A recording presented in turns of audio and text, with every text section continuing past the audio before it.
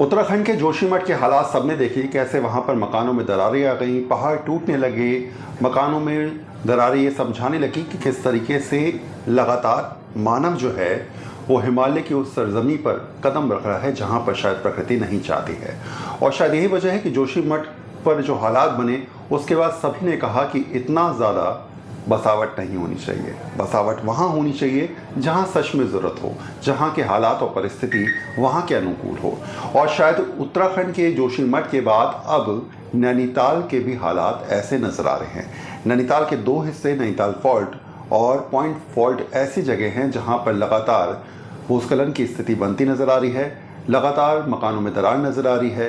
करीब 250 मकानों को खाली कराने का सरकार की तरफ से निर्देश दिया गया है।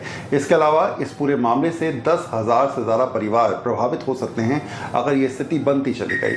नैनीताल में बहुत सारे ऐसे जगह हैं जहां पर रिहायशी इलाके बढ़ते जा रहे हैं। होटल्स का निर्माण हो रहा है, लोग रहने के लिए जगह और घर दोनों की तलाश कर रहे हैं। और शायद यही वजह है कि ज़्यादा संख्या और ज़्यादा जनसंख्या पहुंचने की वजह से स्थिति ऐसी बन जाती है। और शायद यही वजह है कि पहाड़ का एक दायरा होता है, उस दायरे में आप जब भी रहेंगे पहाड़ आपको अपनी तरफ से प्रकृति का आनंद दिलवाता रहेगा। लेकिन जब भी उस दायरे को आप तोड़ेंगे और अतिक्रमण करेंगे तो ऐसे में उसका इफेक्ट होगा। और शायद यही वजह है कि लगातार एक के बाद एक दरारें पड़नी शुरू हो गई हैं। अब तक अगर प्रशासन की बात करें तो प्रशासन का सीधे तौर पर मानना है कि करीब 7 ऐसी जगह हैं नैनीताल के अंदर जहां पर डेंजरस स्थिति बनती नजर आ रही है। ऐसे हालात बनते नजर आ रहे हैं कि आने वाले दिनों में लोगों को साफ तौर पर हिदायत दी गई है कि वो मकान खाली करें।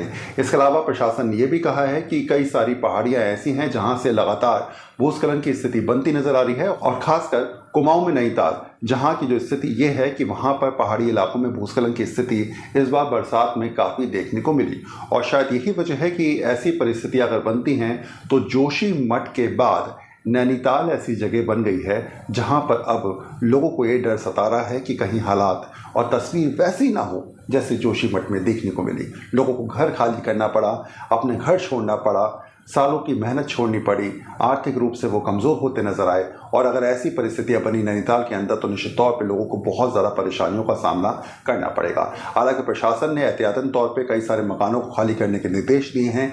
कई लोगों ने अपने मकान शिफ्ट भी किए हैं, वहाँ से वो छोड़ के पलायन कर चुके हैं। लेकिन जिन पहाड़ियों पर खतरनाक स्थिति है, भूस्खलन की स्थिति बन सकती है, वहाँ भी प्रशासन लगातार वॉच कर रहा है कि अगर हालात खराब होते हैं तो ऐसे में स्ट्रिक्ट एक्शन लेके लोगों को वहाँ से हटाया जाए।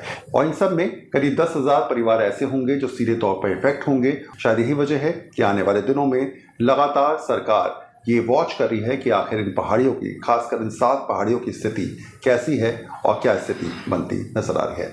तो इस प्रकार की जानकारियों के लिए आप देखते रहिए दिल्ली 24। हमारी कोशिश है कि नए इस प्रकार की इंफॉर्मेशन के जरिए, नई बातों के जरिए, नई सोच के जरिए आपको कहानी और खबर पहुंचाते रहें।